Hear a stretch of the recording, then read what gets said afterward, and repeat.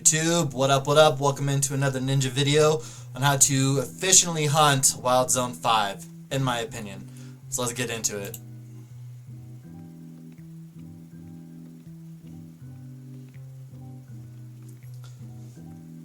Alright, so Wild Zone 5 is kind of split into two sectors. As you can see, we have Blue Sector 1 and Blue Sector 2. Now, in my opinion, Blue Sector 2 is not the place to hunt.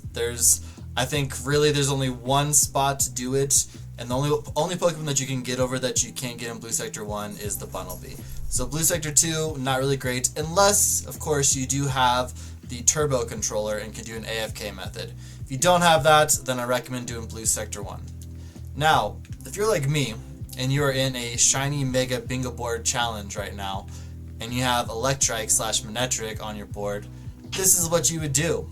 Now you can see there's two spawns over there, and there's one spawn all the way down in the corner. They do actually have a decent little run route where you can despawn and spawn them in. Not at the same time, but, you know, one or the other.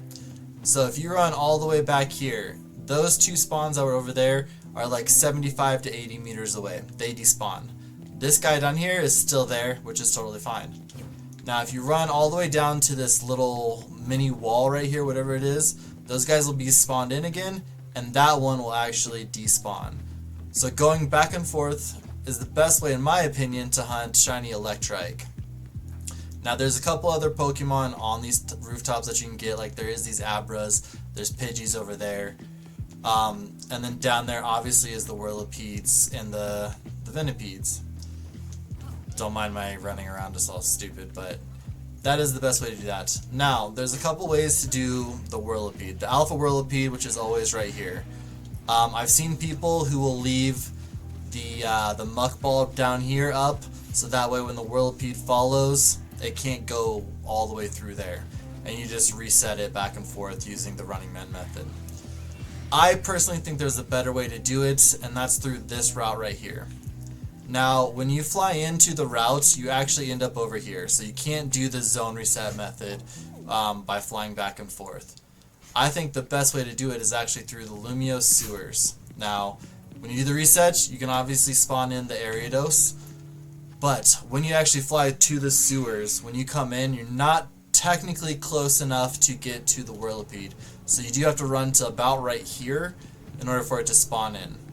You will also spawn in that Electrike up there, which is like now 30 meters away. So if you wanted to, you could do zone resets, resetting at the sewers. But you have to do just a little bit of running to check. And plus this way you can see it.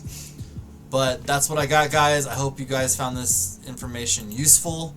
Like I said, if you don't have the Turbo Controller, don't bother with Blue Sector 2. Stay over here on Blue Sector 1, unless you're going for Bunnelby and you want to do it that way. There's other places to get Bunnelby, but that's what I got. Hope you guys found it informational, and I'll see you guys in the next one. Thanks for watching. Bye.